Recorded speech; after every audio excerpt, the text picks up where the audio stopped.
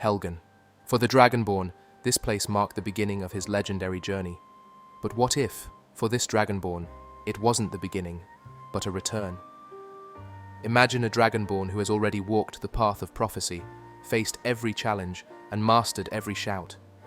A Dragonborn who has vanquished Alduin, Miraak, and Harkon, who has stared into the abyss of oblivion and the depths of Apocrypha. A Dragonborn who has seen the future, and now finds himself inexplicably cast back to the moment it all began. They return, no longer a novice, but a seasoned master, hardened by countless battles. The Thu'um resonates within him, his spells crackle with raw power, and his blade cuts through enemies like a whisper through the wind. They carry the scars of battles won, and the echoes of a life fully lived. A life he now has the chance to rewrite. And he knows exactly where to begin. Alduin, Miraak, Harkon. These names once evoked fear and uncertainty. But now the Dragonborn knows their every move, their every weakness. He has seen the outcomes, the consequences, the price of victory and defeat. This time, the Dragonborn won't just react. He'll anticipate. He will use his knowledge to unravel Alduin's schemes before they unfold, to shatter Miraak's illusions before they take hold, and to extinguish Harkon's ambitions before they consume Skyrim. In darkness. This is what happens when a Dragonborn is given a second chance. Not to simply retrace his path, but to forge a new and better one, and reshape the fate of Skyrim itself. Freed from Helgen, the Dragonborn paused, the wind whipping at his ragged prison garb. Memories of a life lived, a world saved, swirled within him. Harkon. The very name once sent a shiver down his spine, a phantom chill from a past life. But this time, the fear was fleeting, quickly replaced by a surge of grim satisfaction. The Vampire Lord, once a terrifying adversary, now seemed almost insignificant. Dimhollow Crypt, the ancient resting place of the Volkihar clan, held the key. Serana, the ancient vampire entombed within. She was the path to Auriel's bow, the legendary weapon needed to pierce Harkon's defenses. But this time, the Dragonborn envisioned facing Harkon not with a bow, but with the raw power of his Thu'um, his voice a weapon against the darkness. And then, Miraak, the first Dragonborn, a rival, a reflection, a threat unlike any other. But this time the thought of him didn't evoke fear, but a strange sense of kinship. The memory of his final confrontation in Apocrypha surged forth. The clash of shouts, the struggle for dominance, the feeling of his powers intertwining. They had learned from Miraak, grown from his battle with him. They were no longer just the Dragonborn. He was something more, something forged in the fires of that epic clash. Finally, there was Alduin, the World Eater, the firstborn of Akatosh, the harbinger of the apocalypse. His name tasted like ash in his mouth. They vividly recalled his fight against Alduin on the throat of the world, the wind whipping at his faces as he fought alongside Parthenax. After a grueling battle, he had managed to best the World Eater, forcing him to retreat to Sovngarde to recover his strength. But this time, could it be different? Could he force his retreat sooner? The Dragonborn clenched his fists, the memory of past struggles vivid in his mind. Was this the moment to take the risk, to strike boldly and change the fate of Skyrim? Doubts lingered, but the desire to do better, to be better, burned brighter. The image of Kynesgrove flashed through his mind, the ancient burial mound where Alduin had first resurrected.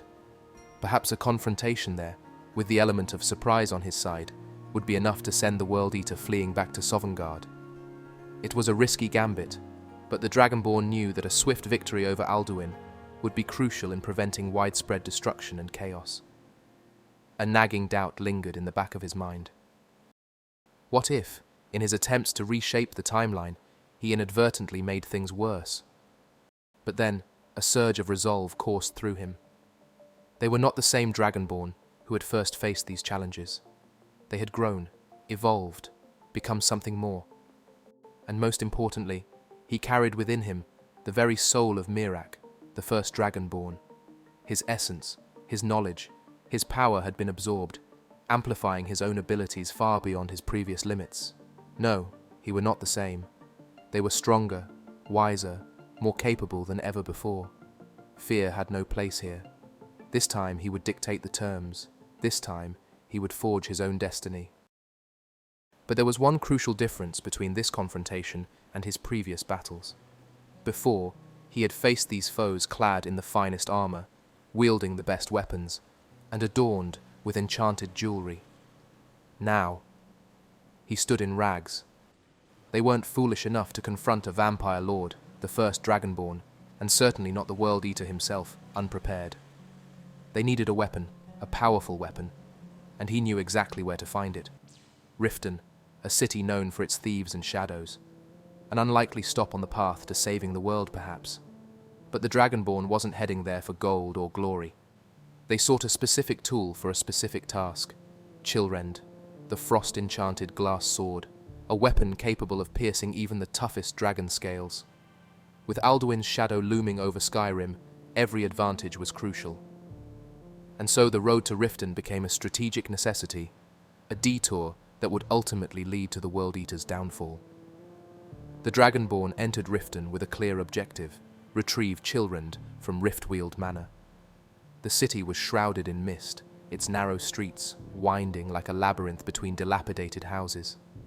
Shadows lurked around every corner, the murmur of hidden deals and hushed conversations drifting through the air. It was a place where trust was scarce, and danger always seemed one step away. They bypassed the city's distractions, his focus fixed on the unassuming building that housed his prize. The guards were easily avoided, his patrols predictable and slow. The manor's lock presented no challenge.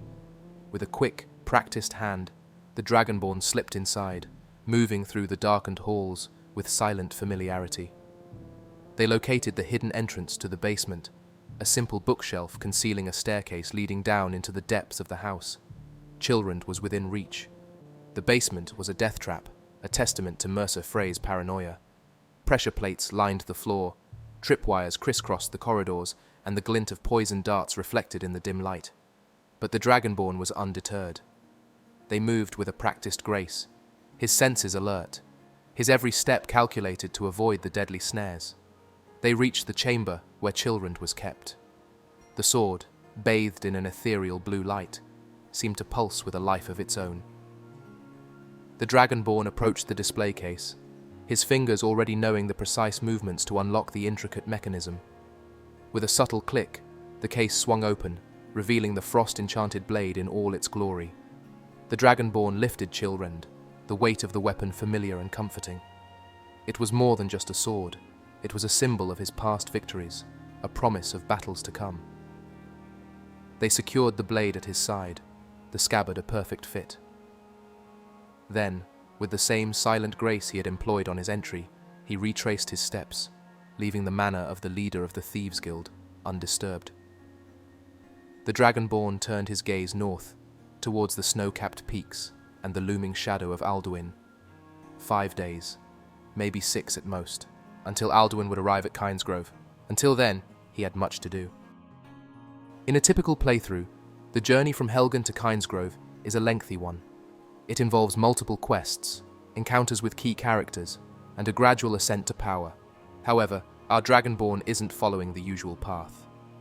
Armed with the knowledge of a life already lived, he has chosen to prioritize acquiring Chillrend.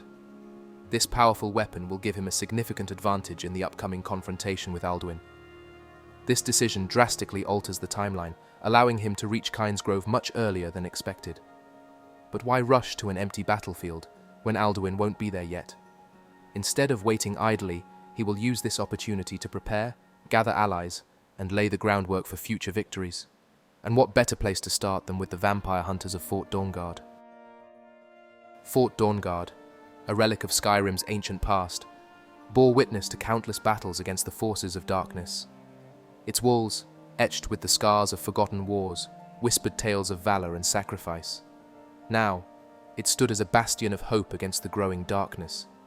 Now, under the leadership of Isran, a seasoned warrior bearing the weight of a long and bloody history, years spent battling vampires and witnessing the cost of failure, the Dawnguard had risen once more. Their mission, to uphold the legacy of their forebears, to hunt the creatures of the night, and to ensure that the light of day would never be extinguished. The Dragonborn approached Isran, the grizzled leader of the Dawnguard. His presence was unexpected, his purpose unclear. Isran, wary yet intrigued, regarded the stranger with a mix of caution and curiosity. The Dragonborn revealed his knowledge of a prophecy that foretold of a rising darkness. He spoke of a vampire lord named Harkon, a creature of ancient power, who sought to plunge Skyrim into eternal night. Isran, while intrigued, remained skeptical. Trust was not something he gave easily. But something about the Dragonborn's conviction, his aura of power, and his uncanny knowledge made Isran pause. "Alduin," he declared, his voice ringing with newfound authority. "The World Eater. He has returned, and I intend to confront him, soon." The Dragonborn, sensing Isran's hesitation, clarified his intentions. He did not need the Dawnguard's assistance in facing Alduin. He had faced the World Eater before, and he was confident in his ability to do so again. "I could use some armor," the Dragonborn admitted, "and some supplies to craft potions, and perhaps a comfortable bed for a night or two." He met Isran's gaze with unwavering intensity. "That is all I require." Isran, recognizing the weight of the Dragonborn's words and the burden he carried, agreed to the terms. The Dawnguard's armory proved a valuable resource. With access to their forge and materials, the Dragonborn set about enhancing his defenses. As he worked, he felt a deep sense of determination, his mind focused on the battles yet to come. There was no room for doubt. Every improvement was a step closer to victory. He reinforced the chest plate with additional layers of steel, strengthened the gauntlets for improved grip, and added enchantments to increase resistance against fire and frost, essential for facing dragons and vampires alike. The alchemy lab was his next stop. Familiar with the properties of each ingredient, the Dragonborn worked with practiced efficiency. He wasn't experimenting, he was recreating elixirs known to be potent and effective. Each potion, each poison, was crafted with a specific purpose in mind, a strategic advantage against the trials to come. As night fell over Fort Dawnguard, the Dragonborn found a moment of respite, but sleep didn't come easily. In his previous life, this day would have been spent battling a dragon at the Western Watchtower, absorbing his first soul, a moment of triumph and terror. A pang of regret resonated within him. He hoped Irileth and the Whiterun guards had fared well without his aid. This was the burden of his foreknowledge, the awareness of the ripples he was creating, and the potential consequences of his actions. It was why he hesitated to involve the Dawnguard in the fight against Alduin. That battle was his responsibility, a destiny he couldn't shirk.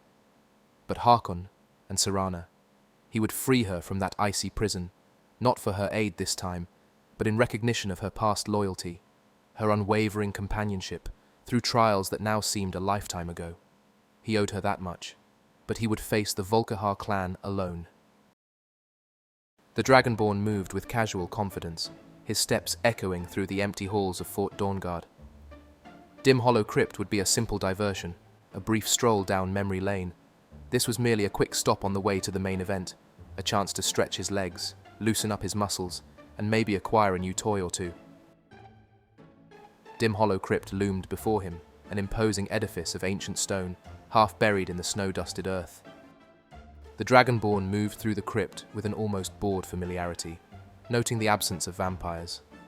Must be too early for them, he thought with a smirk. Draugr crumbled to ash, traps sprang harmlessly, and the echoing silence of the ancient halls remained undisturbed.